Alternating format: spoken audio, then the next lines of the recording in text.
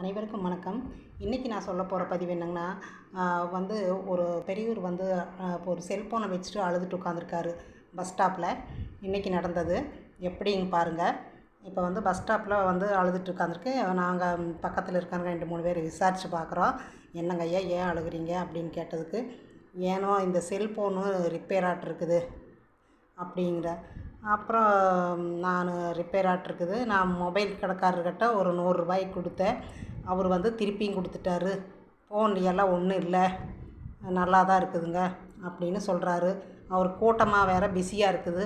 வேறு ஒன்றும் அவர்கிட்ட அதிகமாக பேசவும் முடியல. அங்கே நின்றுட்டு ரொம்ப கூட்டமாக இருக்குதுமா, அது மாதிரி நான் எதுவுமே பேச முடியல, என்ன பண்ணுறது அப்படிங்கிறாரு. அப்புறம் வந்து பணத்தை 100 ரூபாய்க்கு கொடுத்தது வேண்டாங்கிட்டாங்க, ரிப்பேர் இல்லை அப்படிங்கிறாங்க அப்படின்ட்டு மட்டும் சொன்னாங்க. அது மட்டும் கேட்டு வந்துட்டு பஸ்ஸில் கூட்டம் ஒரே கூட்டமாக இருக்குது, இன்றைக்கி சண்டேனால் என்ன பண்ணுறதுன்னு தெரியலைங்கம்மா, அதுதான் அழுதுட்டு உட்காந்துருக்குறேன் அப்படின்னாரு. அப்புறம் நாங்கள் வாங்கி பார்த்தோம். ஆமாங்க, உங்களுக்கு யாருக்கு ஃபோன் பண்ணாலும் என்ன விவரம் அப்படின்னு கேட்குறோம். எங்கள் பசங்களுக்கு தான் நான் பண்ணி பார்க்குறேன், ஃபோன் எடுக்க மாட்டேங்கிறாங்க.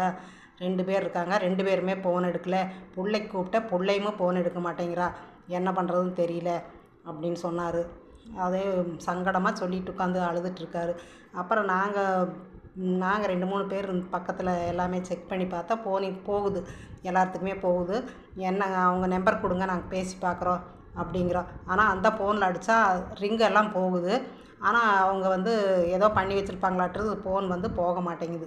ஃபோனில் என்ன பண்ணியிருக்காங்களாட்டுருக்கு தெரியுது, வந்தால் கால் வந்தால் போகாதில்ல, அந்த மாதிரி ஏதோ பண்ணியிருக்காங்களாட்டுருக்குது. 3 பேருக்குமே அந்த லைன் போக மாட்டேங்குது. அப்புறம் நாங்கள் வந்து அந்த நம்பரை வாங்கி 3 பேருக்கு நம்பரை வாங்கி, இன்றைக்கி நடந்த சம்பவம் பாருங்கள். இன்றைக்கி 3 பேர்த்துக்குமே ஃபோன் பண்ணால் எங்கள் நம்பரில் இருந்து எல்லாமே போகுது, எல்லாத்துக்குமே போகுது. அப்புறம் நாங்கள் கூப்பிட்டு உங்கள் அப்பா வந்து இந்த மாதிரி இருக்கார், இல்லைன்னா நாங்கள் வந்து எங்கே தகவல் கொடுக்கணுமோ அங்கே தகவல் கொடுத்துருவோம், நீங்கள் வந்து கூட்டிகிட்டு போகிறீங்களா இல்லையா அப்படின்னு நாங்கள் கேட்குறோம். அந்த மாதிரி ஒரு உண்மையான சம்பவம் நடந்ததுங்க இன்றைக்கி. எங்களுக்கு பார்க்குறக்கு ரொம்ப கஷ்டமாக இருந்தது. நன்றிங்க, வணக்கம்.